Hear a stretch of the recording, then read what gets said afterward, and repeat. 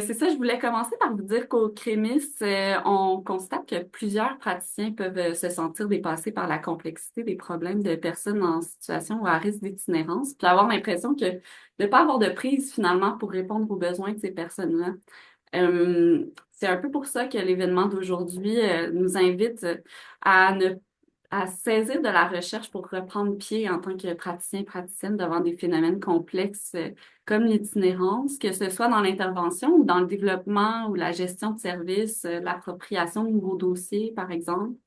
Je voulais vous donner un petit message d'espoir en vous disant que au ressortir en ressortissant de cet événement, vous allez avoir quelques repères minimaux pour vous soutenir dans ces situations-là. Les recherches qui ont été menées dans le domaine de l'itinérance rappellent l'importance de l'accueil, du temps pour tisser un lien de confiance avec les personnes. Les recherches rappellent également que tout le monde peut agir en itinérance en donnant différents repères pour servir de balises concrètes pour que chacun et chacune intervienne à son niveau, évidemment dans le respect de son mandat avec ses marges de manœuvre et ses limites. Euh, Ceci dit, je voulais dès le départ un peu cadrer les objectifs qu'on a ensemble aujourd'hui. Ça sera pas possible en 1 heure et demie ensemble de résoudre le phénomène de l'itinérance, évidemment. Puis vous saurez pas non plus à la fin de cette activité-ci tout sur le phénomène. Ce que je voulais vous dire, c'est que le CREMIS a un long historique de collaboration avec des intervenants spécialisés en itinérance. Puis ces équipes-là nous rappellent très souvent qu'il s'agit d'un phénomène immensément complexe qui exige une très grande collaboration intersectorielle. Puis pour cette raison-là, il n'y a personne qui détient une expertise à lui seul en itinérance. L'expertise se développe collectivement autour du phénomène. Puis on comprend si vous vivez un sentiment d'impuissance dans votre pratique auprès de ces personnes-là parce que d'entrée de jeu, je voulais vous mentionner que c'est quelque chose qui habite notre équipe aussi. Donc, humblement, c'est quoi qu'on vous propose aujourd'hui? C'est de piquer votre curiosité à l'égard d'une plateforme qui est développée par le CREMIS et quelques-uns de ses collaborateurs au sein du CIUS, Centre-Sud de l'île de Montréal. Cette plateforme-là regroupe plusieurs contenus issus de la recherche faite dans l'établissement, puis porte sur des enjeux susceptibles de vous intéresser. On vous propose de vous familiariser avec cette plateforme-là et quelques-uns de ses contenus, puis de vous donner quelques messages clés de base pour informer votre pratique et donner le coup d'envoi à une exploration autonome des contenus de la plateforme selon vos besoins et questionnements par la suite. Donc, plan de l'activité, je vais vous partager mon écran pour que vous puissiez voir ma présentation. Donc, plan de la séance, ce qu'on va faire aujourd'hui, c'est qu'il va y avoir, je vais pouvoir mettre la table sur l'activité en présentant 2 vignettes, tout simplement pour nous permettre d'amorcer des échanges ensemble, parce que une des choses qu'on veut faire en début de séance, c'est vous entendre sur les situations, défis que vous rencontrez dans votre travail en lien avec le phénomène de l'itinérance. Euh, Ensuite, je pourrais faire une présentation rapide de la fameuse plateforme dont je vous parlais, qui s'appelle le Portail des connaissances en itinérance. Puis vous allez avoir un court temps pour expérimenter de manière autonome la navigation du portail, c'est la sélection d'un contenu qui pourrait vous intéresser. On va pouvoir en fait, Patricia et Armance pourront ensuite présenter quelques contenus d'intérêt issus du portail en lien avec les vignettes qu'on aura présentées en début de séance. Puis, on va terminer sur des messages clés pour l'accueil et l'intervention pour que vous puissiez repartir avec quelques repères de base de votre côté. Euh, Ensuite, il y aura Philippe Benoît Côté qui pourra réagir en faisant un écho de la recherche. Il va écouter ce que vous allez partager aujourd'hui, c'est quoi vos défis, puis revenir sur qu'est-ce que la recherche peut éclairer en partant, que ce soit Philippe Benoît de tes propres recherches ou de ta connaissance de la littérature dans le champ de l'itinérance. Je vais arrêter mon partage d'écran. Puis, on va tout de suite pouvoir entrer finalement dans la présentation des vignettes pour amorcer notre, notre activité d'aujourd'hui, le partage. Donc, vous voyez, une première vignette, les vignettes que je m'apprête à vous présenter, ben, ils illustrent comment le portail permet, la plateforme dont il va être question aujourd'hui, permet de passer d'un sentiment d'impuissance à une intervention pertinente et proactive sans que, évidemment, ils puissent répondre à l'ensemble des problèmes, auxquels les personnes en situation d'itinérance sont confrontées.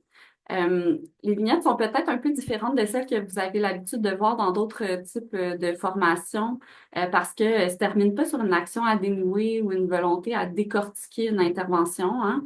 Leur objectif, c'est plutôt de placer de manière plus concrète via une situation l'utilisation possible du portail puis des outils qu'on peut y retrouver. Donc, c'est plus un prétexte finalement en début de rencontre comme ça pour ouvrir la conversation avec vous sur les situations que vous rencontrez. Puis, sans plus tarder, je vais vous lire la première vignette. Donc, la première vignette s'intitule Instabilité résidentielle et santé mentale chez les personnes aînées. Intervenante en soutien à domicile au sein d'une équipe de soins palliatifs, vous accompagnez des personnes en fin de vie qui souhaitent demeurer chez elles, bien qu'elles soient majoritairement confinées à domicile. Plusieurs de vos patients et patientes vivent une instabilité résidentielle importante. Certains propriétaires anticipent leur décès pour relouer le logement. D'autres engagent des recours au TAL pour non-paiement, notamment en raison de dépenses élevées liées aux médicaments et aux produits d'incontinence. D'autres situations complexes s'ajoutent, comme des pertes cognitives entraînant insalubrité, accumulation et risque d'éviction. Ces personnes isolées et fragilisées par la maladie disposent de peu de soutien social et n'ont ni les moyens financiers ni la capacité fonctionnelle de déménager. Vous êtes ainsi confrontés à un double enjeu. Agir rapidement pour sécuriser leurs conditions de logement et prévenir l'itinérance, tout en soutenant leur santé mentale face au stress, à la honte et à l'angoisse vécues dans un contexte de fin de vie. Vous consultez le portail afin d'identifier les contenus vous offrant des repères devant ces enjeux complexes. Ça, c'est la première vignette. Pendant que je vous lis ces vignettes-là, essayez de penser à vous, c'est quoi les défis que vous rencontrez dans votre travail? Est-ce que ça fait écho à des questionnements, à des sentiments que vous traversez dans votre quotidien? Puisque c'est là où on s'en va après les vignettes, on ouvrira aux échanges. La deuxième vignette s'intitule Pauvreté et insécurité alimentaire. Vous êtes physiothérapeute dans un centre de réadaptation. De plus en plus de personnes vous confient être très comprimées financièrement lors de vos suivis. Certaines expriment même devoir choisir entre payer leur loyer et se nourrir suffisamment et adéquatement à chaque mois. Vous sentez que ces discussions suscitent un inconfort chez elles. Plusieurs refusent d'ailleurs d'en parler avec une travailleuse sociale associée à votre équipe lorsque vous proposez de les mettre en lien avec elles. Elles affirment ne pas vouloir entendre parler des ressources d'aide entre guillemets pour les pauvres. Devant ces situations, vous éprouvez un certain vertige. Les besoins des personnes qui se sont confiées à vous sortent de votre champ d'expertise, mais vous souhaitez tout de même faire quelque chose en tant qu'intervenant avec qui ces personnes ont un lien de confiance. C'est dans ce contexte que vous décidez de consulter le portail dans l'optique de mieux comprendre les réalités des personnes vivant de l'insécurité alimentaire, le tout dans le but de les encourager à aller vers les ressources pouvant répondre à leurs besoins. Donc, ça, c'est les deux vignettes que j'avais à vous partager. Je vais arrêter le partage d'écran. Je pense qu'on les a bien en tête. Comme je vous disais, c'est un prétexte pour ouvrir la discussion. Euh, on a 15 à 20 minutes pour des échanges.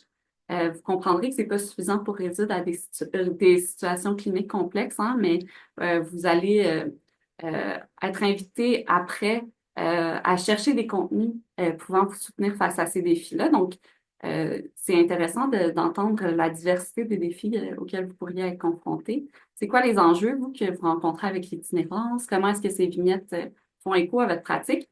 Puis en prenant la parole, c'est ça, si c'est possible de dire votre nom, vous travaillez où, votre type d'emploi, avant de vous lancer dans l'explication de vos défis. On a plusieurs personnes peut-être qui veulent s'exprimer, donc essayez de rester bref. Mais je suis très curieuse de vous entendre. Donc, est-ce qu'il y a quelqu'un qui souhaite briser la glace? Je vois qu'il y a quelque chose dans le chat. Je vais aller l'ouvrir aussi. Est-ce que quelqu'un souhaite s'exprimer? Ah, là, c'est le stress. Oui, Dalia, je vous écoute. Alors bonjour, je me présente, moi je suis Dalia, je suis la coordonnatrice clinique à la Maison d'hébergement dépannage de Valleyfield. Donc c'est un centre de réinsertion sociale qui a des services de réinsertion justement là, sur 3 mois, qui est notre premier palier si on veut. Au bout de ce 3 mois-là, certains candidats qui auront des projets de vie plus structurants, qui ont besoin des fois de plus de temps pour se recaser ou atteindre leur objectif de vie, on a un second établissement qui offre aussi du réinsertion sociale, mais sur 12 à 18 mois. Donc c'est un peu ma réalité. Puis, ben, je suis éducatrice spécialisée de formation. Donc, c'est un petit peu mon bagage. Dans le fond, dans la situation de la vignette 1, moi, la première chose qui me vient en tête en lien avec une personne qui est encore en logement, nous autres, notre stratégie numéro un, c'est de les mettre en contact avec le SARL, qui est le service d'aide à la recherche de logement, dans le fond, de notre ville. C'est l'étape numéro un parce que c'est vraiment là, dans notre communauté, en tout cas, c'est les experts qui aident au maintien là, à domicile. Donc, ce serait pas mal mon go-to, ça serait là, tout simplement. C'est super, merci pour tes lumières, Dalia. Est-ce que tu as des défis particuliers de ton point de vue, c'est ça, de psychoéducatrice, c'est ça que j'ai compris? Éducatrice spécialisée de formation. D'éducatrice spécialisée, pardon. Ben, ce que nous, on voit, mettons, ce qui est le plus compliqué, bon, déjà, tu sais, bon, oui, un petit blanc. Quelqu'un qui veut faire de la réinsertion sociale, c'est une reconstruction identitaire. Donc, il y a des habitudes de vie qui doivent être changées. Donc, c'est des gens qui ont des enjeux quand même assez complexes et variés. Là où est-ce que nous, on voit réellement un enjeu, c'est les gens qui ont accès à l'aide de dernier recours, donc l'aide sociale. Ce qui est problématique, puis j'imagine d'une ville à l'autre, ça dépend, mais nous, en ce moment, quelqu'un qui n'a pas d'enjeu majeur, donc l'aide sociale va lui leur fournir un 700 à un 800. Puis dans notre ville, en tout cas, un sofa en ce moment, c'est 700 c'est 800. Donc, on ne peut pas parler de réinsertion sociale complète parce que c'est un petit peu comme si la société tendait pas la main à ces gens-là. Donc, nous, ce qu'on voit au niveau de la reloc, ce qui est minimalement possible, on parle de 900 mais là, à 900 on a assez pour avoir un studio. Puis après ça, ben, on met la personne en lien avec les aides alimentaires et autres ressources là, qui est en lien. Mais on parle pas de vie, on parle vraiment de survie extrême. Là où est-ce qu'on commence à avoir un petit souffle, quand quelqu'un a 1200 par mois, là, il y a une reloc qui est possible. Une personne peut commencer à vivre un petit peu, mais la réalité en tout cas, notre défi en ce moment, c'est vraiment toutes les personnes qui ont l'aide de dernier recours. Outre tous leurs enjeux qu'ils ont autour, le revenu est insuffisant pour subvenir à leurs besoins. Donc, c'est vraiment notre gros problématique. Oui, c'est quelque chose qu'on entend effectivement souvent. Merci beaucoup, Dalia, pour ton partage. Je pense que on travaille beaucoup avec des praticiens, c'est ça, qui ont une longue expérience en itinérance, qui nous ont partagé que euh, aider quelqu'un à sortir de l'itinérance ou à sortir de la rue, c'est une chose, mais finalement, la personne reste en situation de très grande pauvreté. Puis c'est vrai que c'est ça que tu nous as partagé, Dalia. Qu'est-ce qu'on fait dans ces situations-là? Bien, c'est ça. Euh, ça, c'est un des questionnements auxquels on pourra peut-être un peu répondre plus tard euh, aujourd'hui. Maryse, Oui, bonjour. Marie Zanto, je travaille au social au poste de police de Saint-Eustache. J'ai un projet que je mets en place auprès de la population itinérante. Euh, pour la vignette 1, mhm, ce que je dirais que le gros défi que j'ai pu rencontrer, ça fait très... Moi, c'est ben, une expérience d'une vingtaine d'années en santé mentale, mais ça fait depuis juillet que je suis au poste de police. Donc, c'est récent mon rôle euh, à la fois de... J'ai côtoyé de près de loin des gens en situation d'itinérance dans ma carrière, mais là, autant intensément, c'est nouveau. Donc, ce que je pourrais dire, un défi rencontré dans mes derniers mois, euh, la réalité des propriétaires qui veulent faire des rénovictions et qui vont sans aucun souci aborder la travailleuse sociale que je suis en disant, ben, il faudrait que tu y trouves une place. quand mon but à moi, c'est qu'ils maintiennent une place. Donc, même avec des arrangements auprès des propriétaires de pouvoir payer les dettes ou pour tu sais, un peu comme la vignette l'indiquait, là, pour suite à des pertes cognitives, des oublis de paiement, il y a une fin de non-recevoir. Donc, on va plutôt demander à la personne de quitter. Donc, elle se retrouve avec les 60 ans passés à la rue. Donc, c'est une réalité qui a été que j'ai rencontré et qui, quand vous avez lu la vignette, m'a parlé quand même beaucoup, puis qui Ouais. nous fait, personnellement, m'a fait vivre beaucoup d'impuissance aussi. Et on comprend effectivement, on nous partage plusieurs fois par semaine des récits un peu comme ce que tu viens de le faire, vous venez de le faire, Maryse. Je pense que c'est normal de vivre de l'impuissance devant ça. Je ne sais pas si les études peuvent nous le démontrer, mais mon impression est que c'est quand même une réalité qui est de plus en plus présente. Fait que je ne Ouais. sais pas si tantôt on aura des statistiques qui démontrent que les personnes âgées sont peut-être plus à risque de devenir une de notre clientèle. C'est une Je- question que je lance en espérant quelques réponses. C'est une très bonne question. Je ne sais pas si je pourrais vous donner des statistiques tout à Ah l'heure, ben, je disais ça mais comme ça, là. On pourra prendre ce que vous nous avez partagé pour explorer le portail tantôt pour montrer comment il pourrait y répondre, par exemple. Je pense que c'est Ah, je suis bien une bonne heureuse que ça, situation. bien heureuse que ça serve à ça. Merci. Parfait. Vicky? Oui, bonjour, moi c'est Vicky, je suis Bonjour. infirmière pour l'équipe itinérante du site de Laval. Fait, OK. que fait que moi, nos enjeux, c'est bien évidemment des hébergements. On a seulement 30 places d'urgence. Mais Ouais. pour moi, mes plus gros enjeux, c'est quand j'ai des personnes délirantes fonctionnelles, que j'ai Mm. pas de levier, mais que je sais qu'ils vont pas bien, mais ils veulent pas la médication. Fait que je travaille très fort sur un lien de confiance. Effectivement, à Laval, on a aussi beaucoup de personnes âgées qu'on retrouve dans la rue, des Ouais. personnes sans papier aussi, des immigrants sans statut. C'est notre paire de manches qu'on tombe dans l'immigration. Tout Ouais. récemment, j'ai eu un homme de 31 ans, mais trisomique. Fait il a fallu qu'on fasse affaire avec les affaires juridiques de notre CIS pour demander une évaluation médicale, puis que là, finalement, il va se faire placer. Mais quand il s'est fait mettre dehors de notre hébergement, le seul qu'on a à Laval, parce qu'il a essayé d'étrangler sa mère, ben, il s'en allait dans un campement. Fait que c'est beaucoup ça de comme, quand c'est pas le danger immédiat, qu'il n'y a pas de P38, mais qu'est-ce que je fais? Faut que je monte un dossier, puis j'ai assez d'éléments, puis souvent, j'ai pas de diagnostic, j'ai pas, ouais, ça peut être très difficile. Je vais essayer de garder ça en tête. Tout à l'heure, je vous présenterai, tu sais, il y aura des présentations de certains contenus qu'on peut retrouver dans le dans le portail. Je vais essayer de garder ça en tête pour rebondir sur ce que tu viens de nous partager, Vicky. Merci. Merci. Mégane, puis après ça, on va poursuivre, on va finir les échanges avec votre intervention, Mégane. Oui, moi, moi, je suis psychoéducatrice là, à l'équipe SIM6, fait que c'est une équipe de suivi intensif dans le milieu, spécialisée avec une clientèle en situation d'itinérance, puis des affiliés du réseau. Je Vous dirais êtes qu'un dans des quelle plus grands région, pardon?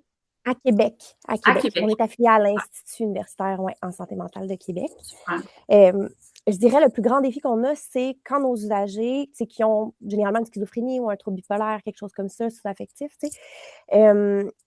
ils n'ont pas les capacités pour habiter en logement seul, mais ils ont des comportements qui sont trop perturbateurs pour être dans des hébergements comme la résidence assistance continue ou une ARI ou des choses comme ça. Fait qu'on on fait des tentatives dans toutes les ressources qu'il y a, des ressources plus intensives, ben, ils ne sont pas capables de composer avec leurs enjeux comportementaux ou avec ben, les symptômes, s'ils crient puis qu'ils dérangent les autres ou des choses comme ça. Fait que on se retrouve il n'y a pas de bonne place pour ces gens-là. T'sais.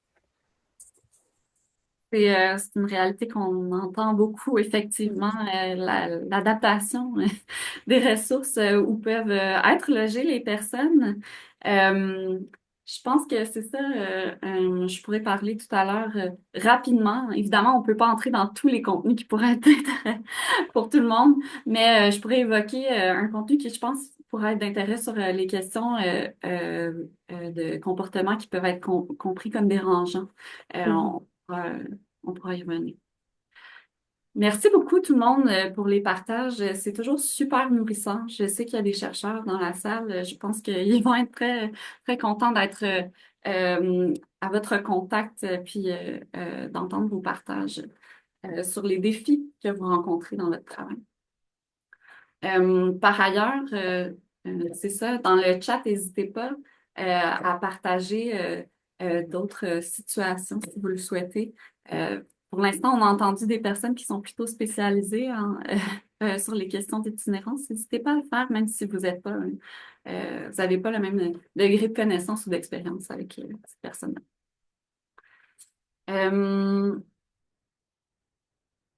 Super.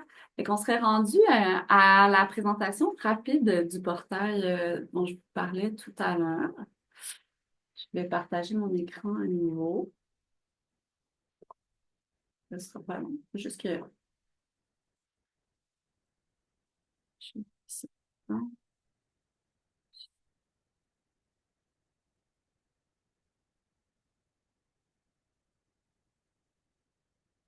voilà.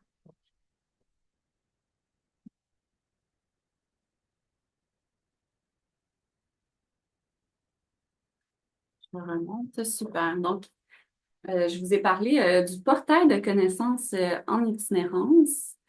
Euh, Qu'est-ce que c'est finalement? Est-ce que vous voyez bien mon écran? Oui, super. Le portail des connaissances en itinérance, je crois que Ariane va vous mettre le lien vers le portail dans le chat. Vous allez pouvoir y accéder vous aussi. C'est une plateforme qui centralise des contenus issus de la recherche pour soutenir la pratique en itinérance ou dans des contextes de précarité plus larges. Dans le fond, ce que je veux dire, c'est que ça vise à soutenir la pratique auprès de personnes en situation d'itinérance elles-mêmes, mais aussi auprès de personnes vivent des situations de précarité sur le plan résidentiel, social et économique, dans une perspective un peu plus de prévention. Il regroupe actuellement 326 productions qui croisent la recherche, mais aussi des productions en transfert de connaissances. Ça veut dire qu'on peut retrouver à la fois des guides pour la pratique, des outils, des dossiers web, des capsules vidéo, des rapports de recherche, des balados, des formations en réécoute, etc. Euh, L'objectif, c'est d'accéder à des contenus en filtrant par des thématiques, des populations, puis des types de contenus. En gros, c'est une porte d'entrée un peu plus claire vers des productions qui ressortent de démarches rigoureuses et fiables qu'on associe à la recherche, hein, dans un contexte du web où ces productions-là sont autrement très éparpillées. Par contre, je voulais spécifier que le portail ne met pas en valeur tout ce qui existe et qui a été produit et qui découle de recherche en fait en itinérance, mais seulement des productions des centres de recherche en milieu de pratique du CIUS Centre-Sud de l'île de Montréal, dont la mission, c'est justement de produire des connaissances proches des préoccupations et questionnements actuels du terrain et qui visent à alimenter la pratique. Puis c'est d'autant plus d'intérêt de mettre en lumière les connaissances qui sont produites dans cet établissement-là, étant donné son expertise historique sur le plan clinique et de la recherche en itinérance. Il s'adresse au milieu de pratique institutionnel et communautaire, mais aussi à d'autres secteurs de l'action publique, comme par exemple les offices d'habitation, les services de police. Comme on a pu le voir, on a réussi à rejoindre les services de police, c'est super. Il s'adresse finalement à tout intervenant susceptible d'entrer en contact avec une personne en situation ou à risque d'itinérance, peu importe le degré de connaissance du phénomène, hein. Puis également à d'autres personnes qui peuvent être des relayeurs d'informations privilégiés dans les équipes cliniques, comme des gestionnaires, des spécialistes en activité clinique, par exemple. À quoi ça sert de faire un portail comme celui-là?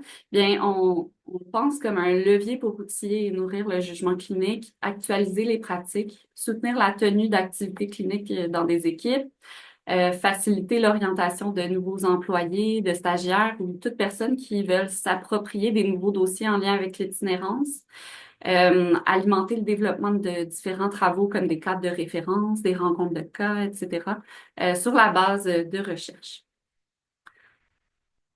à l'heure, je vous disais, c'est ça que le portail pouvait être utilisé par des personnes avec des niveaux très variés de connaissances en lien avec le phénomène de l'itinérance. Ben, sur la page du portail, sur le site du CREMIS, on vous propose différentes questions types qui mènent à consulter le portail. Puis ça va de, je sais pas par où commencer pour m'informer, je m'approprie tout juste de nouveaux dossiers en itinérance. Par où commencer, à des questions très spécifiques sur des épisodes de soins et la réadaptation, par exemple.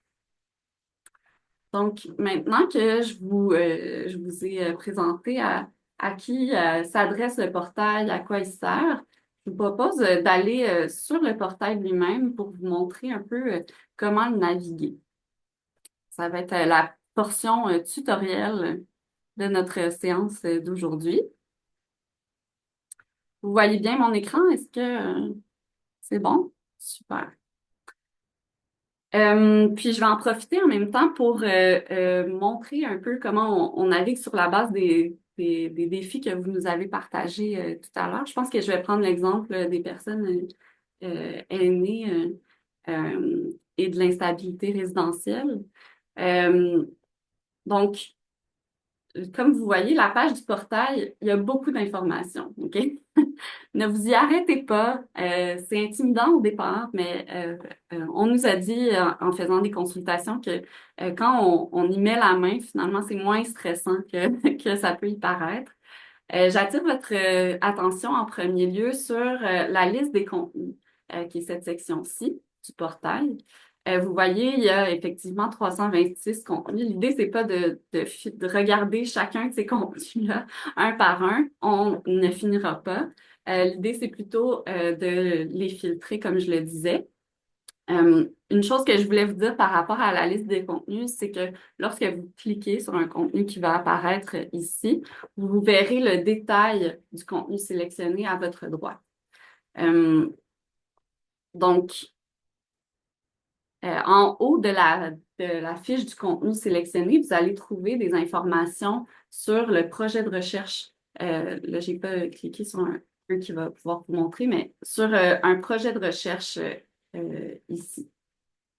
Donc, c'est les informations sur le projet de recherche. Puis en bas, vous allez voir des informations sur des productions qui découlent de ça, puis qui s'adressent au milieu de pratique la plupart du temps. Il arrive effectivement, comme je vous ai montré ici,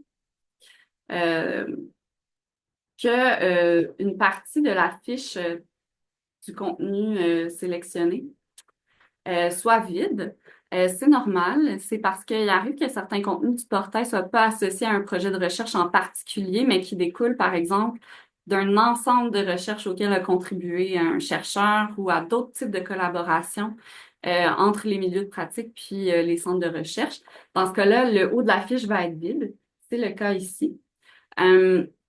Puis, il arrive aussi que des projets de recherche n'est pas mené encore à des ressources pratiques. Dans ce cas-là, le bas de la fiche va être vide. Je vais initialiser. Si vous connaissez déjà la ressource que vous souhaitez consulter, vous pouvez la retrouver via notre moteur de recherche en haut en écrivant de courts mots-clés en minuscules. Le moteur de recherche, pour le moment, il n'est pas assez performant pour retrouver des contenus sur la base de thématiques plus larges. Donc, il va chercher des mots exacts dans les titres des contenus. Ce qui veut dire que si vous ne connaissez pas encore le contenu que vous voulez aller chercher, que vous êtes dans une perspective un peu plus d'exploration, c'est préférable de naviguer le portail par les filtres qui sont ici. Donc, comme je vous ai dit, il y a des filtres thématiques sur l'accès, la qualité, la continuité des services, la réinsertion sociale et professionnelle, par exemple, la participation citoyenne et la capacité d'action communautaire, justice pénale, judiciarisation. Il y a toutes sortes de thématiques. On retrouve également des populations, jeunes, personnes aînées, premiers peuples, ressources pratiques. Donc, les types de contenus que vous voulez consulter, c'est-à-dire des balados. Est-ce que vous êtes plus dans le mood d'écouter une vidéo? Est-ce que c'est seulement le temps dont vous disposez vous permet seulement d'écouter un balado? On est dans ce genre de filtre-là.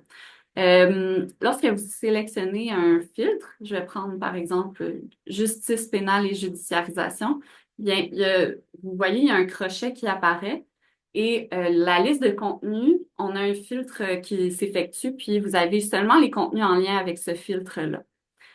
Quand vous recliquez sur la case, elle devient vide, puis là, il s'agit d'un filtre qu'on exclut de la recherche. C'est-à-dire que euh, en ce moment, dans les contenus, dans la liste de contenus, il n'y a aucun contenu qui a trait à la justice pénale et la judiciarisation.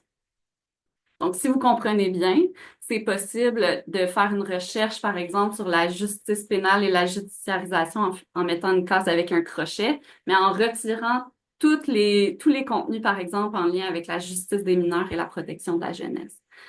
Donc, vous pouvez agir comme ça. Les filtres où il y a une barre au milieu, c'est des filtres neutres. Donc, ce qui se passe avec ça, c'est qu'ils vont s'afficher dans la liste des contenus seulement s'il n'y a rien d'autre qui est sélectionné. Donc, c'est très important de réinitialiser les filtres. Je pense que je l'ai fait au moins 8 fois depuis que je vous partage mon écran pour s'assurer que votre sélection, c'est bien celle que vous souhaitez. Donc, j'irai faire une sélection pour vous montrer comment fonctionne le portail en lien avec ce qu'on a entendu. Ben, tout à l'heure, on a parlé de réinsertion sociale et professionnelle, par exemple. Bien, ici, on a une trentaine de contenus qui pourraient être intéressants à consulter en lien avec cette thématique-là. On pourrait également y aller en disant, eh bien, euh, on parlait des personnes aînées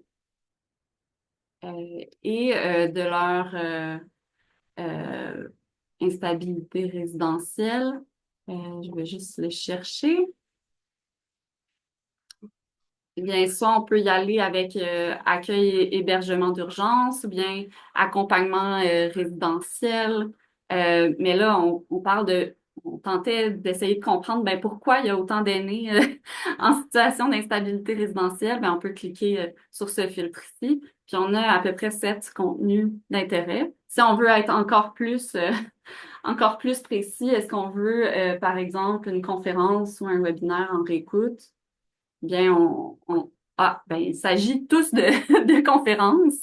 Donc, vous pourriez aller voir lesquelles. Moi, je pensais plus particulièrement à ce dîner d'apprentissage du crémis, par exemple. Je pense qu'il pourrait vous être très intéressant, où on détaille pourquoi les personnes qui sont aînées sont plus susceptibles de vivre de l'instabilité résidentielle. Qu'est-ce qui les fragilise particulièrement sur le plan social? Donc, je pense que Marie, je vous suggère d'aller regarder ça. Donc, je pense qu'on voit un peu comment naviguer le portail. Je vais arrêter mon partage d'écran. Et puis, je vais retourner dans mes petites notes. On serait rendu à ce que vous testiez vous-même, finalement, le portail. Selon les défis que vous avez identifiés tout à l'heure, je pense que ça peut être intéressant. On va prendre un petit 5 minutes, finalement, pour que vous puissiez tester ça. Vous pourriez chercher un contenu qui serait intéressant pour vous de ramener en équipe si vous travaillez dans une équipe ou simplement un contenu que vous voulez aller explorer plus tard si vous êtes une personne qui est citoyen engagé, qui se pose des questions. Donc, on peut prendre jusqu'à 46 pour garder un 5 minutes, comme je vous le disais. Puis, après ça, je vais demander peut-être à une ou deux personnes de nous dire qu'est-ce qu'il a pu trouver qui l'a interpellé dans le portail. Donc, je vais vous laisser explorer un petit peu. Moi, je vais boire une gorgée d'eau, prendre mon temps. Vous pouvez aller vous prendre un café, un verre d'eau vous aussi. Puis on se reparle à et 46.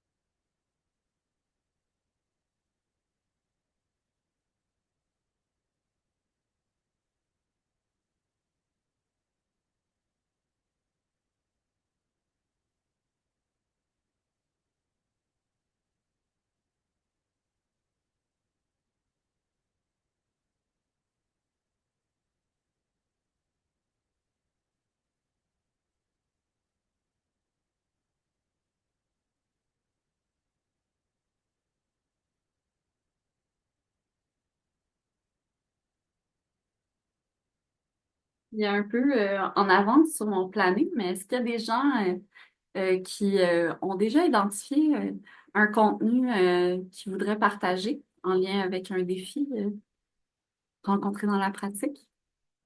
Je vous demande pas de faire un survol du contenu, évidemment, juste de nous dire qu'est-ce que vous avez trouvé puis qui vous a interpellé dans vos recherches dans le portail.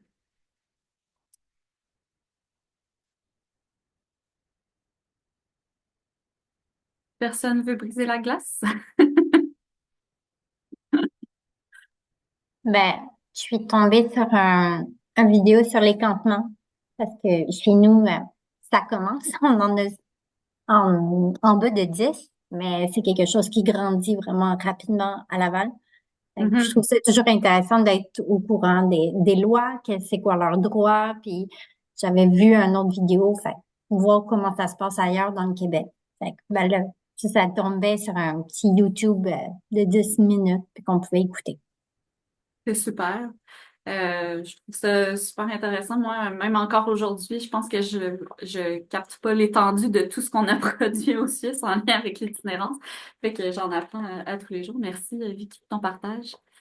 Est-ce qu'il y a quelqu'un d'autre qui veut nous partager un contenu qui l'a interpellé?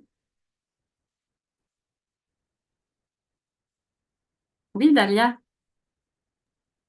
Dans le fond, là, c'est en lien avec la vignette numéro 1 tantôt, là, accompagner une personne à risque de perdre son logement. Donc, il y a un petit vidéo aussi dessus avec là, bon, des éléments peut-être à prendre en compte là, pour accompagner cette personne-là. Donc, je pense que ça revient directement avec le début de la rencontre d'aujourd'hui.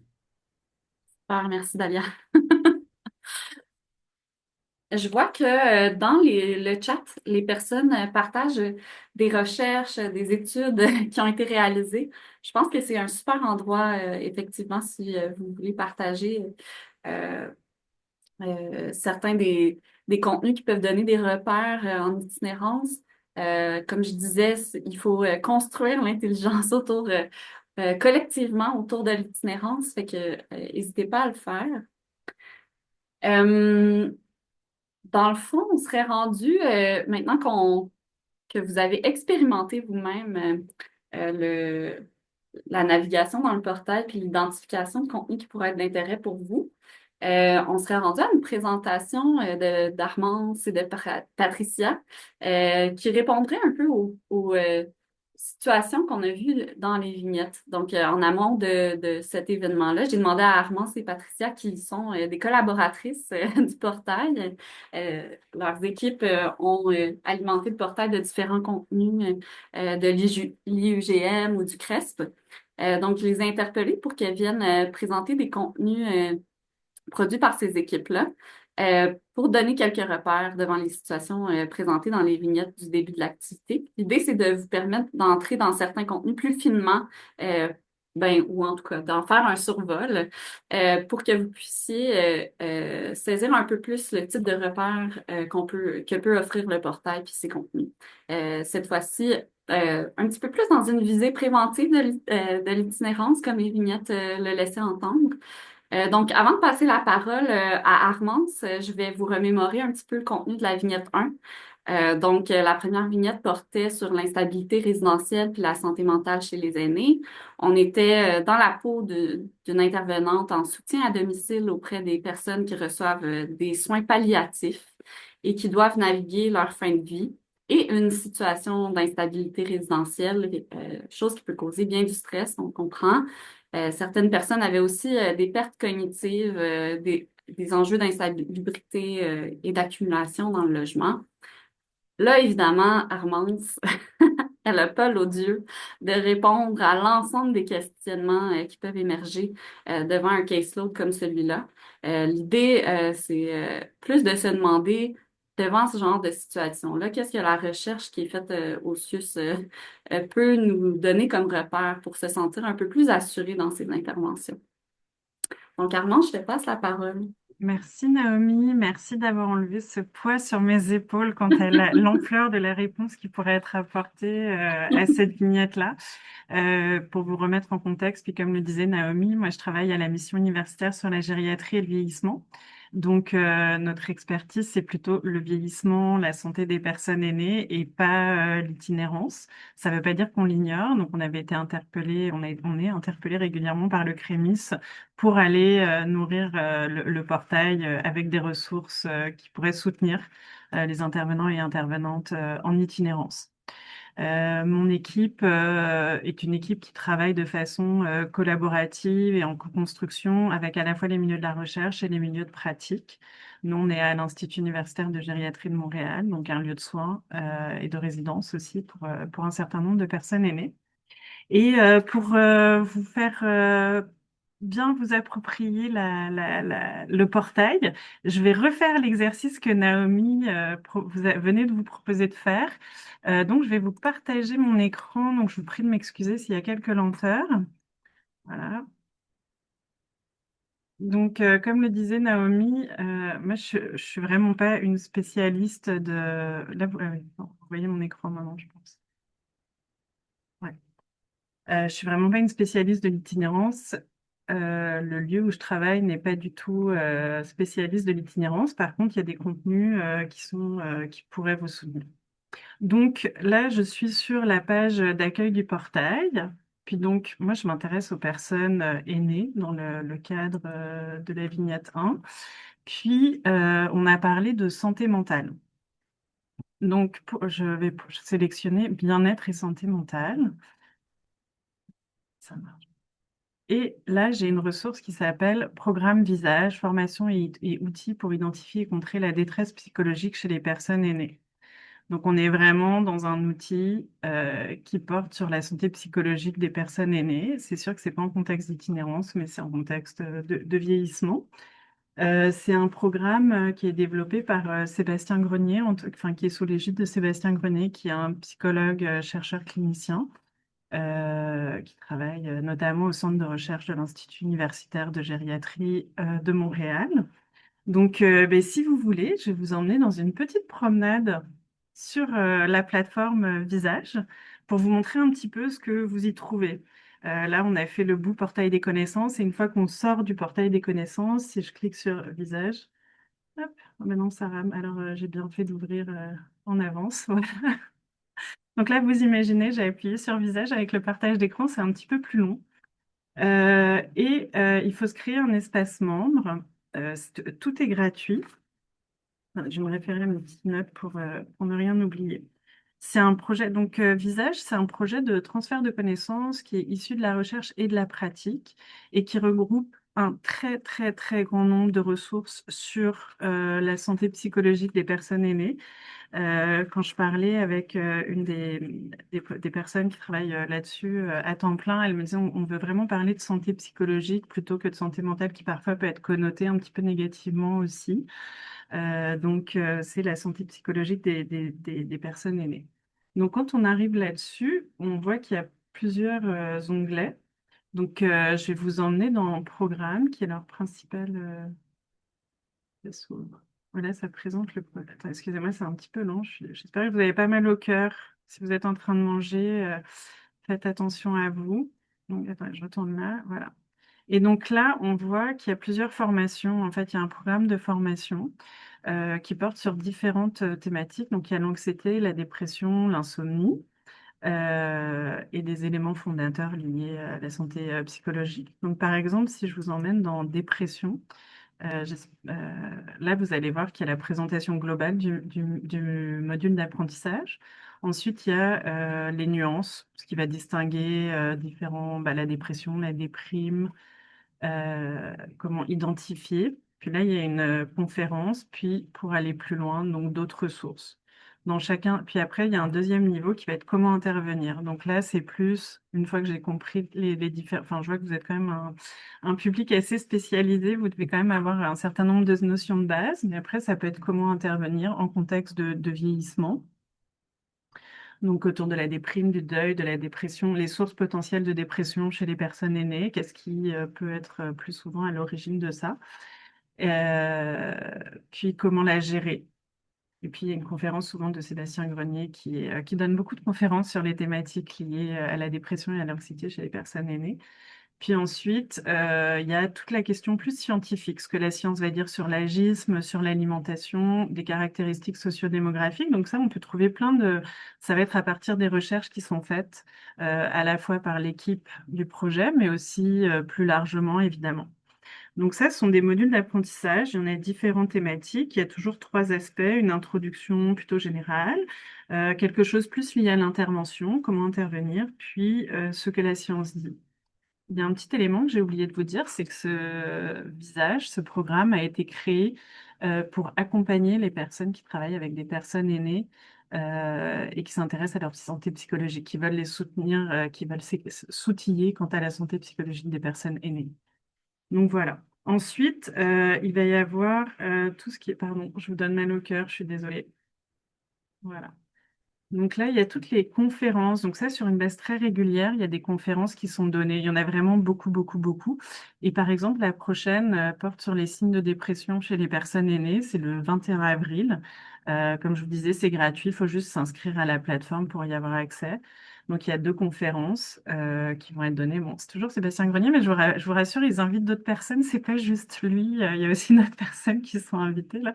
Si je descends un petit peu, j'en avais ciblé quelques-unes qui pourraient être pertinentes, mais ce qui concerne, il y en a sur la détresse psychologique, sur la population aînée du Québec face aux inégalités. Il y avait aussi la question de l'aide médicale à mourir qui est abordée, donc qui peut être intéressant dans un contexte de soins palliatifs, soins de fin de vie. Puis, il y a aussi eu je vais retrouver la vignette pour vous la présenter rapidement. Il y a tout plein d'actions autour des personnes aînées, etc., qui sont présentées. Il y a des choses en lien avec le sommeil. Parfois, quand on est anxieux ou autre, on peut moins bien dormir, puis en vieillissant aussi, donc ça peut être intéressant. Attends, je vais la retrouver. Voilà, Visage d'ailleurs. Donc, à la rencontre d'initiatives québécoises, c'est le parcours compassion qui a été fait à la mission Bon Accueil.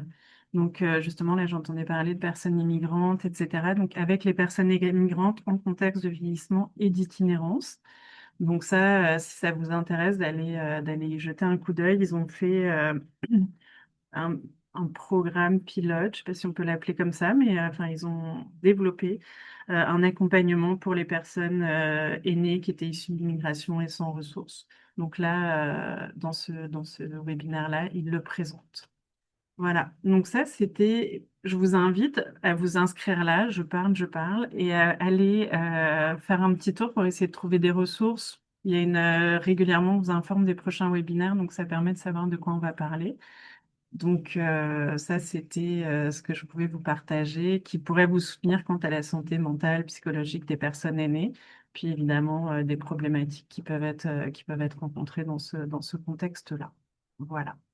Sinon, je ne sais pas si j'ai le temps, Naomi, avec la vignette 2, très très vite. Non, je me tais. Pas Très vraiment, bien, Armance. je me tais.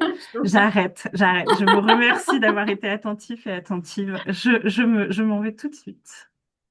C'est bien correct. Merci beaucoup, Armance. Je pense que c'est utile de t'entendre. En fait, les personnes en situation d'itinérance vivent d'autres choses que l'itinérance. Elles vivent des enjeux de santé mentale parfois.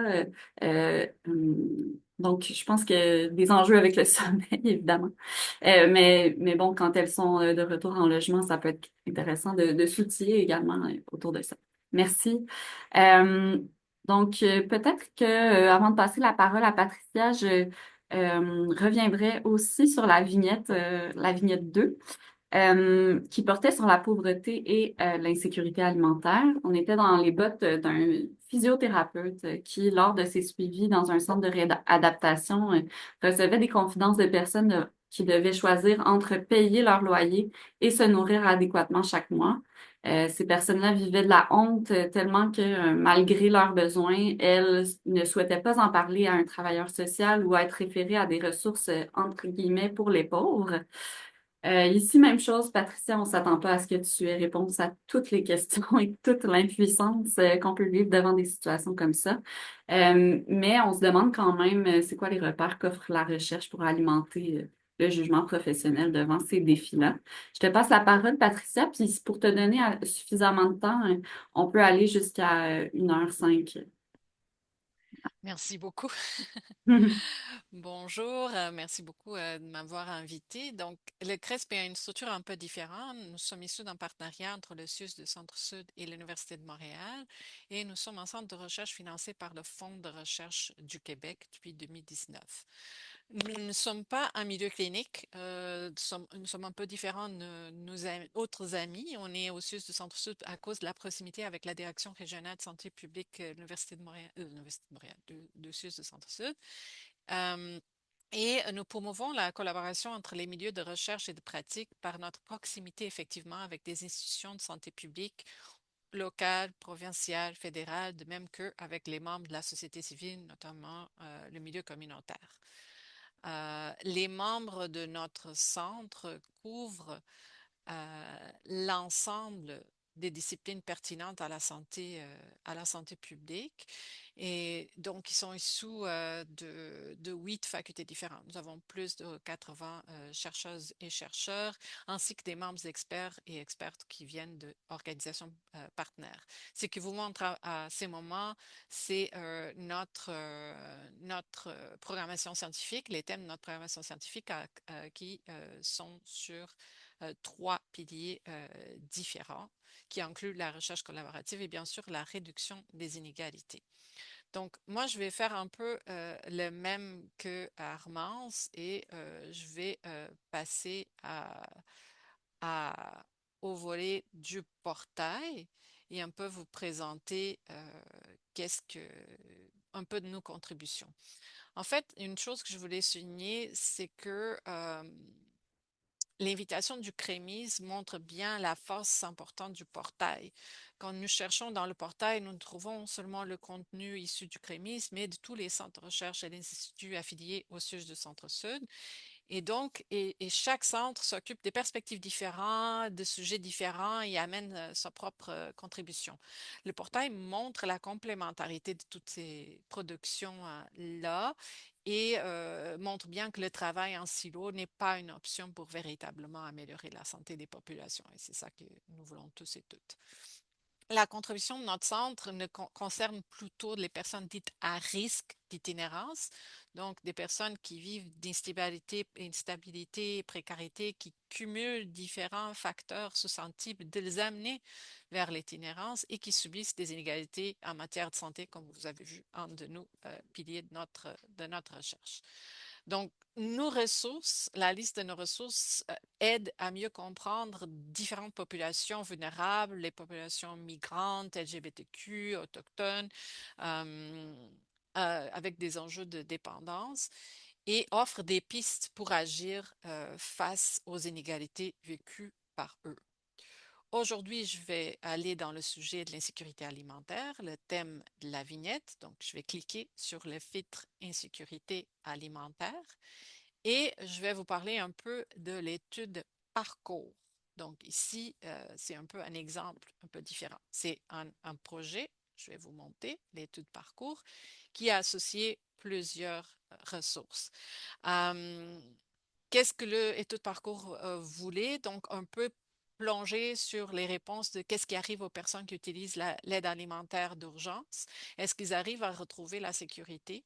Et donc, cette étude a été menée de 2018 à 2022 sur 1001 nouveaux utilisateurs de dons alimentaires. Ils ont suivi les personnes pendant ces 2 années, un peu comprendre leur parcours, qu'est-ce qu'ils amenaient, est-ce qu'ils s'en sortaient de l'usage de l'aide alimentaire.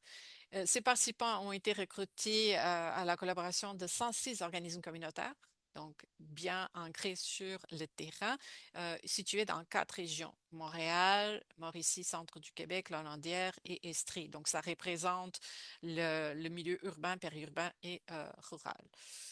Quelques points clés. Ici, on ne parle pas de personnes en situation d'itinérance. Le recrutement a été fait pour tous les ressources destinées seulement aux personnes en itinérance n'ont pas été inclus. Donc, on parle encore une fois des personnes à risque, sauf pour celles en itinérance cachée, parce que ça, c'était difficile de comprendre.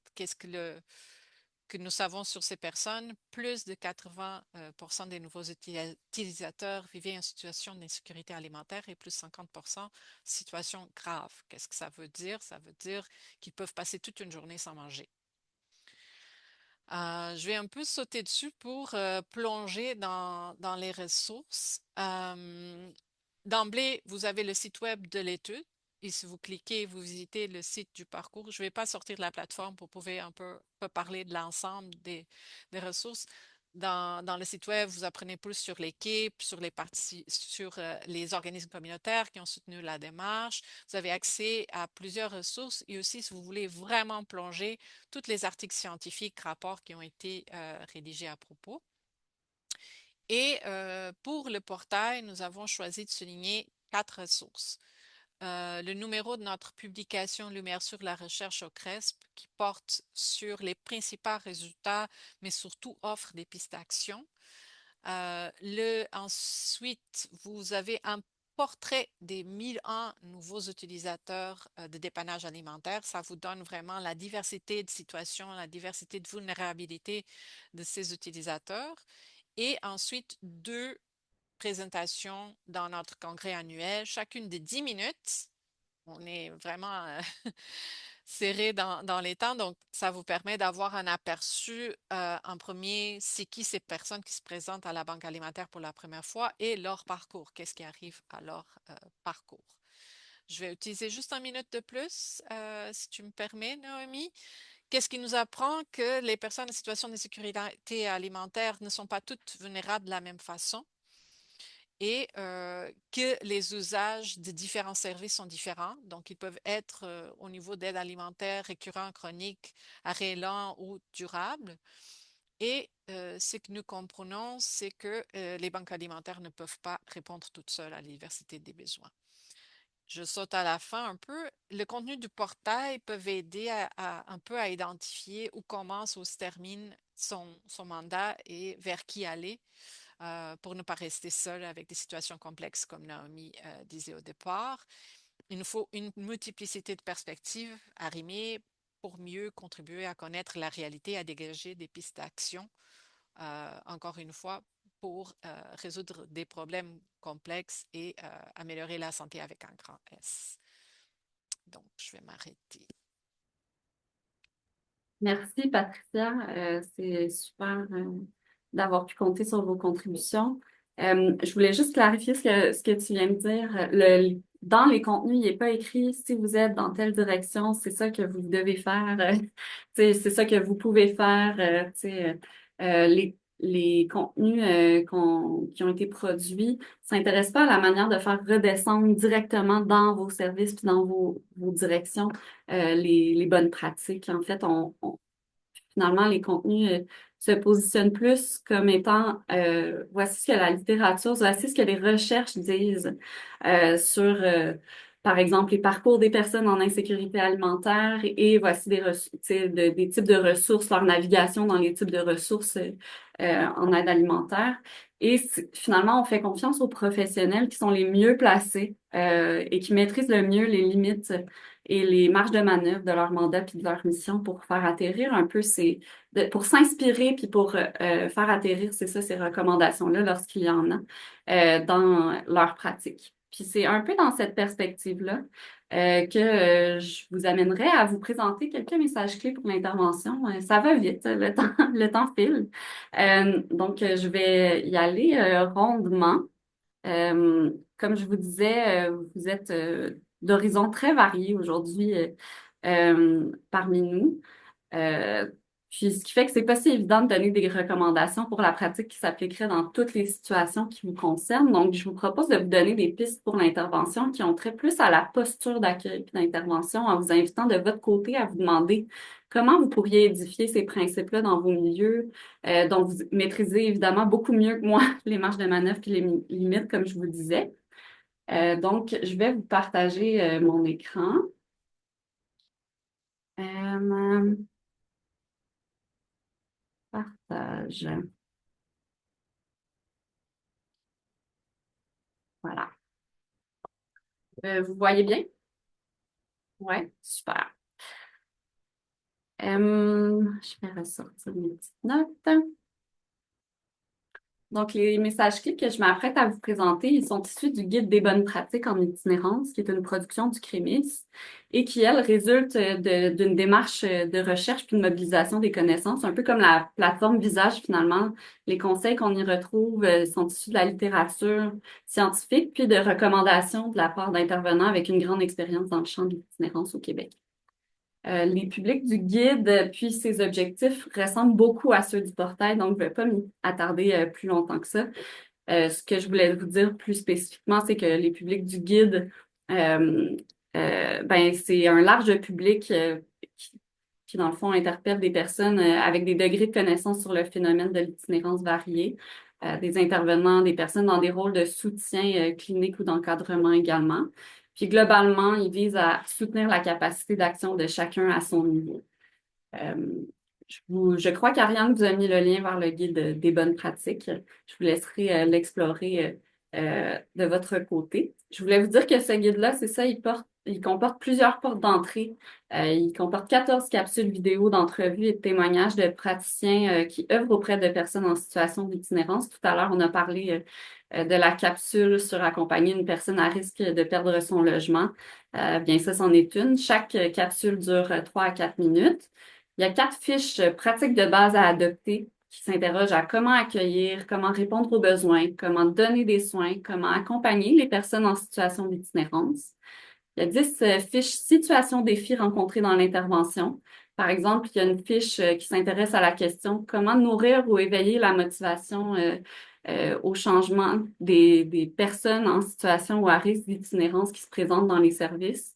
Une autre qui s'intéresse à cette question, comment intervenir en collaboration avec des personnes dont la condition ou les comportements contrastent avec les normes et suscitent un inconfort. Tout à l'heure, on disait, des fois, les personnes sont dans des ressources où il y a une intolérance par rapport à des comportements qui peuvent être dits dérangeants. Bien, ça peut être un bon outil, par exemple, pour penser qu'est-ce qui dérange finalement? Est-ce que c'est dangereux ou est-ce que ça dérange? C'est quoi nos repères pour situer les comportements des gens dans cette espèce de compréhension-là? Dans le chat, j'ai vu tout à l'heure qu'il y avait beaucoup de défis liés à la protection des personnes, malgré le fait que certaines personnes ne veulent pas d'aide. Euh, Par exemple, tout ce qui est en lien avec la P38, eh bien, il y a une fiche qui s'appelle Comment protéger. Je vous invite à la consulter pour avoir quelques repères sur ces questions-là. Il y a également 9 compléments d'information sur certaines populations, comme par exemple les jeunes, les femmes, les Premières Nations et Inuits. L'intention derrière ces fiches-là, évidemment, c'est pas d'essentialiser ces populations-là, mais plutôt de mettre en relief ce que la littérature nous dit sur leur réalité, leurs défis, quand elles entrent en contact avec les services. Donc, les fiches sont toutes disponibles en format PDF sur notre site. Leur longueur varie de 5 à 30 pages, puis ont été pensées pour être consultées ponctuellement selon les besoins qui émergent dans la pratique. Puis si vous n'avez pas le temps de consulter une fiche de 30 pages, c'est normal. Elles ont été conçues aussi pour que les sous-titres soient bien clairs, pour que vous puissiez vous intéresser à des sections plus spécifiques aussi à l'intérieur. Il n'y a pas de format papier du guide, il est tout consulté en ligne, consultable en ligne. Ça n'a jamais été pensé pour être consulté du début à la fin. Allez-y vraiment selon vos besoins, puis quand les besoins émergent de votre côté. Donc, maintenant que je vous ai présenté le guide, je voulais vous dire que c'est ça, le guide prend la forme d'un dossier web sur notre site, puis on y retrouve en plus des contenus dont je viens de vous parler, des principes généraux sur lesquels se fondent les recommandations qui sont faites dans chacune des fiches et capsules. Puis je vous propose de vous en faire un survol très bref, OK? Fait que suivez-moi. Vous aurez accès, c'est ça, Ariane va mettre dans le chat le lien vers la page qui revient sur les principes, puis qui peut les détailler plus finement. Vous pourrez y retourner après l'activité. Voilà, donc on y va. Il y a 10 principes. Le premier, c'est soutenir le pouvoir d'agir des personnes, soutenir, accompagner et favoriser le pouvoir d'agir des personnes. Le guide nous dit travailler auprès d'une personne en situation d'itinérance ou à risque de l'être nécessite de croire en elle, de la voir dans sa globalité et de l'accompagner sur le chemin qu'elle souhaite prendre, tout en lui offrant le soutien adéquat et en défendant ses droits lorsque nécessaire. Donc, on propose à l'intervenant dans ses interventions avec les personnes de valoriser leurs forces, leurs ressources et leur potentiel plutôt que de focaliser sur les limites séparant la personne de ses objectifs. Ça, c'est le premier principe. Évidemment, il faut tenir en compte les limites dans son intervention. Vous pourrez aller lire plus spécifiquement ce que dit la fiche pour, vous nourrir. Chaque intervention compte. On nous dit aucune intervention n'est banale, aucun geste n'est trop petit. On invite les intervenants à avoir une attitude proactive, ce qui est nécessaire afin d'éviter que la santé mentale et physique des personnes qui vivent l'itinérance ne se dégrade. Créer un lien, saisir le moment présent, être proactif, c'est déjà des leviers importants pour prévenir l'ancrage dans l'itinérance et favoriser la réaffiliation sociale. Le troisième principe, c'est l'accueil comme levier d'inclusion. Plusieurs intervenants, on le sait, qui entrent en contact avec les personnes en situation d'itinérance, ils n'ont pas l'occasion de les accompagner sur le long terme, hein, puis de voir le cheminement de ces personnes-là, leur victoire, qu'elle soit petite ou grande. Puis pour ces intervenants-là, c'est vraiment important de se rappeler que même si les résultats sont rarement observables dans l'immédiat, on sait à quel point un accueil bienveillant et sans jugement laisse une trace durable dans les trajectoires des personnes. Donc, le document souligne que ce moment d'écoute-là, de l'accueil, contribue à donner un visage humain au service et à reconstruire la confiance des personnes envers eux et par le fait même de reconstruire l'accès au service pour ces personnes. On a aussi le principe, la création d'un lien, un préalable à l'établissement et au maintien d'une relation significative. On lit dans le document, les comportements qualifiés de difficiles sont souvent des mécanismes d'adaptation et à des expériences et souvenirs douloureux pour les personnes. Donc, l'intervenant doit donc offrir un espace relationnel sécurisant, fondé sur la prévisibilité, l'authenticité, la transparence, le respect de ses engagements. Passons à la prochaine. Le cinquième principe, c'est le respect du rythme au cœur de la construction de l'alliance avec les personnes. Le document revient sur la tendance chez certains intervenants à passer rapidement à l'action dans l'objectif d'améliorer les conditions de vie de la personne, puis que finalement, c'est peut-être mieux, en fait, c'est mieux de respecter le rythme de la personne, c'est quoi ses volontés, afin de favoriser la création de l'alliance qui est ensuite le meilleur outil d'intervenant dans l'accompagnement. Le sixième principe, c'est voir la personne au-delà de ses problèmes. On l'a dit quelques fois aujourd'hui déjà, l'itinérance n'est qu'un morceau de son histoire et non pas ce qui définit la personne.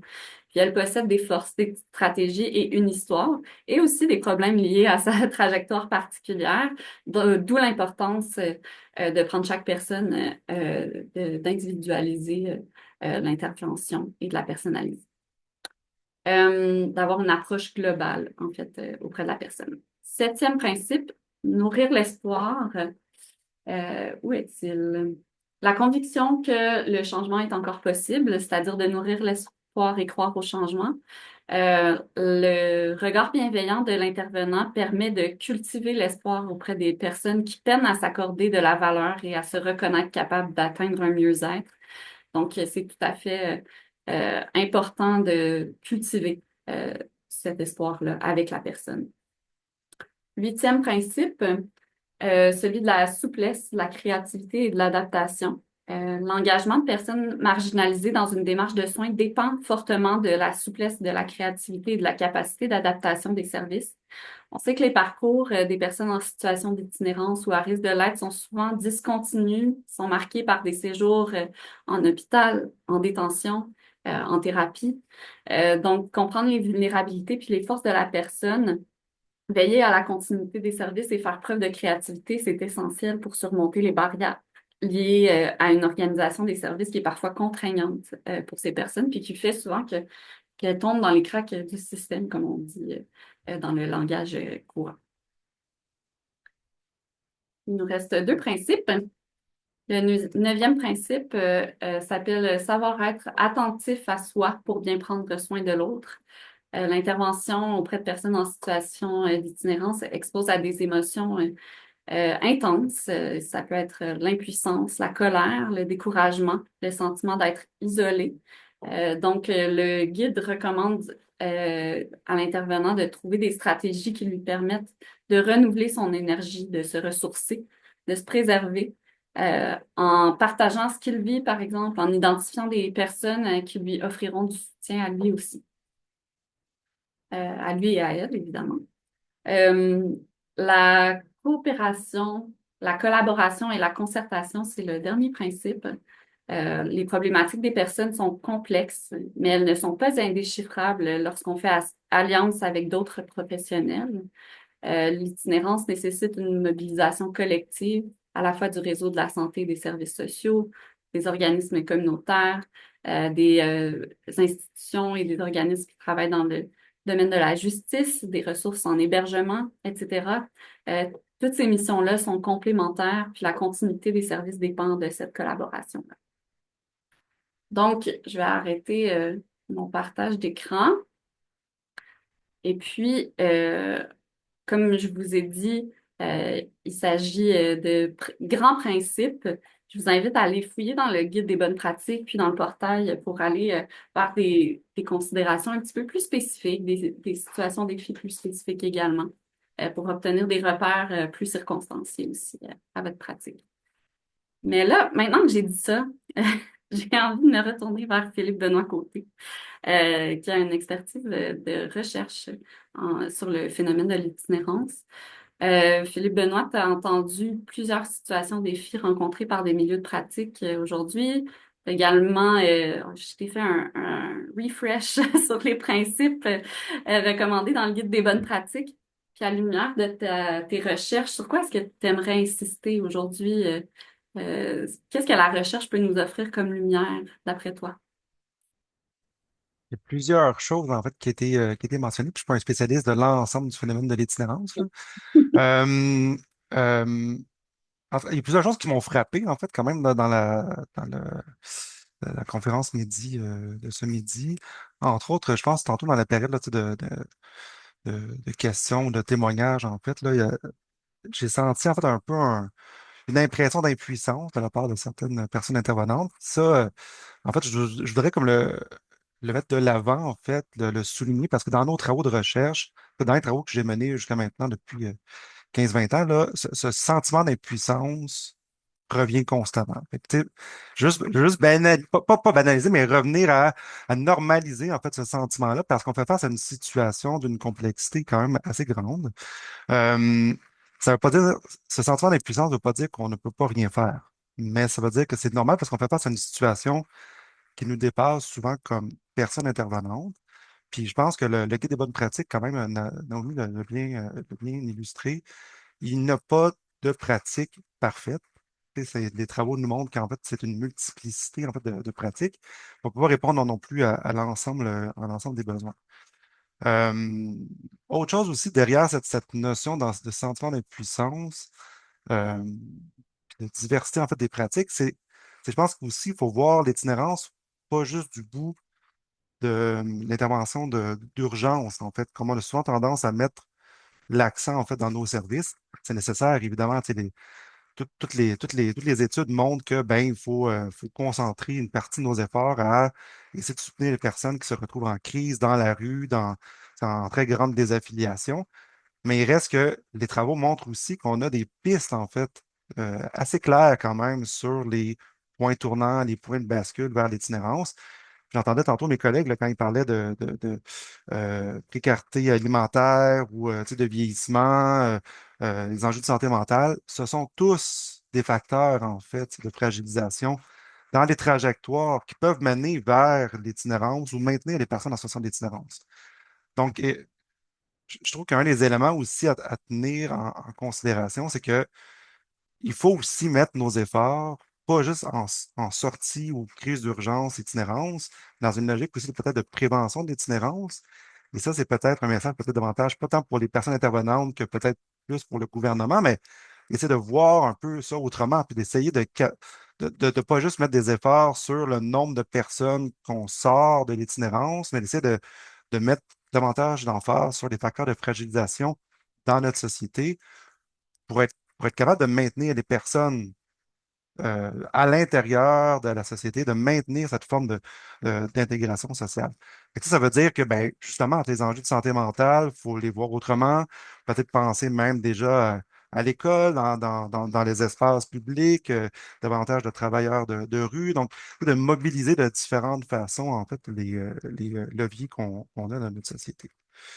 Puis peut-être deux autres derniers points. En fait, la question, en fait, là, des différentes réalités, je pense que ça nous montre aussi que ben, l'itinérance n'est plus celle qu'on captait peut-être il y a 10, 15, 20 ans, qu'on était beaucoup centré en fait sur les hommes blancs, hétérosexuels, tu sais, adultes. Là, on parlait souvent là, tu sais, de la quarantaine, 30 à 50 ans, je dirais, là, le profil typique. On n'est plus là, on n'est plus dans cette réalité-là. Évidemment, encore une présence prégnante, en fait, là, de cette catégorie-là en situation d'itinérance, mais tout ça, c'est diversifié, puis c'est important justement d'avoir des antennes beaucoup plus larges pour capter, en fait, là, les différents enjeux là, de fragilisation. Puis peut-être mon dernier peut-être point, là, tu parlais tantôt, là, Naomi, là, des postures, puis des prises d'intervention. Ben, une récurrence que j'ai vue, moi, dans mes travaux sur des pistes d'intervention qui sont mentionnées autant par les personnes intervenantes que par les personnes elles-mêmes en situation d'itinérance, c'est des interventions avec des liens humains. Ça semble vraiment comme bête, là, tu sais, comme idée, là, mais, mais ça, c'est assez intéressant dans l'idée où c'est autant les hommes qu'on a étudiés dans nos travaux que les jeunes trans non-binaires, ou les femmes en situation d'itinérance. Donc, l'idée de lien significatif humain. Et ça peut changer des petites choses et des grandes choses en bout de ligne. Et ce qui était frappant, en fait, c'est quand on interroge ces personnes-là, elles vont nous en parler là, dans nos entrevues qu'on fait avec les personnes en situation d'itinérance en nous disant, il y avait un intervenant, là, il y avait une intervenante là, dans une ressource, là, elle m'a pas vu comme un numéro, elle m'a vu comme une personne. Elle m'a appelé par mon nom. Elle m'a appelé par mon bon prénom, pronom. Elle a fait attention à moi. C'était pas une intervention qui était très longue, ça peut être très court, mais ça a été symbolique et significatif pour moi. Fait que je pense qu'il ne faut pas perdre de vue, au-delà de toutes les bonnes pratiques qu'on se donne en place, ces bonnes pratiques-là sont nécessaires, mais de ne pas perdre de vue que c'est le lien humain, peut-être de ramener ça sur des interventions moins des grandes interventions, grands déploiements, là, des interventions humaines, de personne à personne, un vrai contact. Et c'est peut-être ça qui est une de nos portes de sortie, en fait, différents facteurs de fragilisation. Ça veut dire quoi? Ça veut dire de capter aussi les besoins de la personne, comprendre ce qu'elle vit. Évidemment, comme intervenant, on ne peut pas répondre à tout ça, mais déjà de faire un pas de plus, d'être en contact avec une personne, ça nous permet d'essayer de développer des interventions à hauteur de personne aussi. Ça peut avoir des portées significatives. Fait que voilà ce que je dirais pour l'instant. Merci beaucoup, Philippe Benoît. Je pense que c'est bien d'atterrir sur ce genre de recommandations-là. Des fois, c'est ça, on entend tellement l'impuissance, mais finalement, de revenir à des principes d'intervention comme ça, puis voir à quel point ça peut avoir un impact chez les personnes elles-mêmes, c'est rassurant. Merci.